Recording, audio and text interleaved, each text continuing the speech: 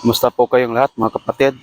Ah, I hope na nasa mabuting kalagayan kayong lahat at naway bigyan tayo ng Diyos ng bagong pag-asa, bagong buhay ah, sa pamamagitan ng pagsunod ng kanyang mga kautusan kapatid. Siguro mabibigyan tayo ng panibagong lakas na siya magdadala sa atin ano sa harapan ng Panginoong Diyos. At saka kapatid, alam niyo yun na may mga panahon talaga na hindi mo mai-explain kasi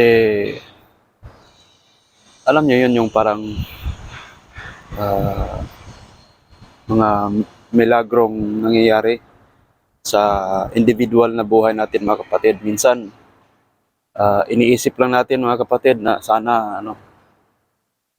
tulungan ako ng Diyos, ganun mga kapatid. Tsaka hindi mo lang mamalayan na dininig pala ng Diyos yung panalangin mong yon. Yung iba pa nga mga kapatid, yung kanilang mga karamdaman din, gano'n. So, may mga milagro talaga mga kapatid. Minsan, nung una, kapos na kapos tayo sa pagkain mga kapatid, di mo naman akalain na may mga tao ring handang magbigay mga kapatid, no? So, alam mo yun, parang hindi tayo pinababayaan ng Diyos mga kapatid. Hindi tayo hinayaan na tayo magutom. Tsaka, ganun mga kapatid, habang nabubusog tayo sa pagkaing makamundo mga kapatid, kailangan din natin yung spiritual na pagkain mga kapatid. At walang iba kundi ang pagsunod ng kalooban ng Diyos. Yun yung tunay na pagkain mga kapatid na sinasabi ni Jesus na sabi niya doon pa sa na ako'y may pagkain na hindi ninyo nalalaman. So sabi niya, ang aking pagkain ay ang pagsunod ng nag-utos sa akin. Walang iba kundi ang kanyang Ama.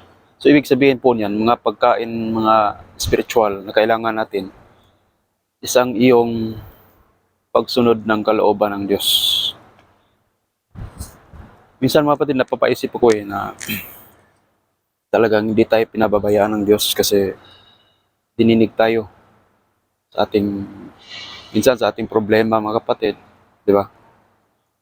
So, hindi tayo pinababayaan ng Diyos. Kayo, ano yung mga milagrong nung pang-individual, yung sa sarili niyo lamang, kayo lang nakakaalam?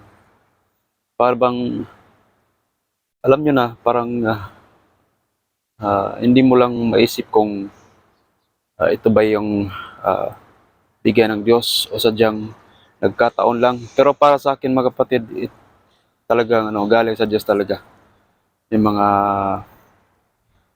milagro nangyayari sa ating buhay. So, ingat po kayong lahat at paki-comment po kung ano yung mga nangyari sa inyong buhay. Mga milagrong mga hinilingan nyo, mga kahilingan nyo na sinagot ng Diyos. Ingat po kayo palagi mga kapatid.